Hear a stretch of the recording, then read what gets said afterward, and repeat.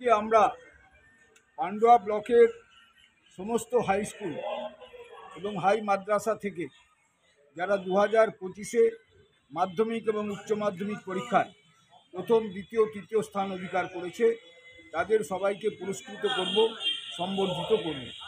সেই সঙ্গে পান্ডুয়ার ভূমিপুত্র সাবির আলী এবং জয়ন্তী দাস যারা সিনেমা জগতে নায়ক নায়িকা হিসেবে পান্ডুয়ার মুখ উজ্জ্বল করেছে তাদেরকেও আমরা সম্বর্ধিত করব। ওয়েস্ট বেঙ্গল তাইকান্ডু চ্যাম্পিয়নশিপ, যেটা আপনার ক্ষুদিরাম অনুশীলন কেন্দ্র হয়ে গেল, তাতে পান্ডুয়ার যে 3 জন গোল্ড পেয়েছে তাদেরকেও আমরা এই মঞ্চ থেকে সম্বর্ধিত করব। 31 বছর ধরে এই অনুষ্ঠান হচ্ছে। আমরা আশা রাখি, বিশ্বাস করি যে 32 বছরেও এই অনুষ্ঠান সম্পূর্ণভাবে সফল হবে।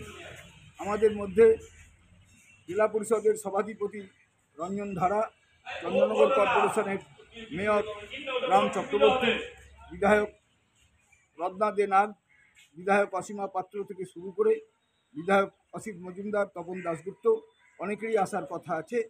আমরা আমাদের প্রোগ্রাম চালু করছি। সকালে আমাদের বসে আঁকো প্রতিযোগিতা হয়েছে। 147 জন প্রতিযোগী সেই প্রতিযোগিতায় অংশগ্রহণ করেছিল। তাদেরকেও আমরা প্রাইজ ওই মঞ্চ থেকে বিকেল 3টের সময় দেব।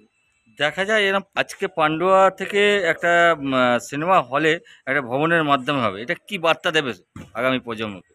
বার্তা এটাই দিতে চাই, আমরা ছাত্রছাত্রীদের উৎসাহিত করতে চাই, আমরা অনুপ্রাণিত করতে চাই।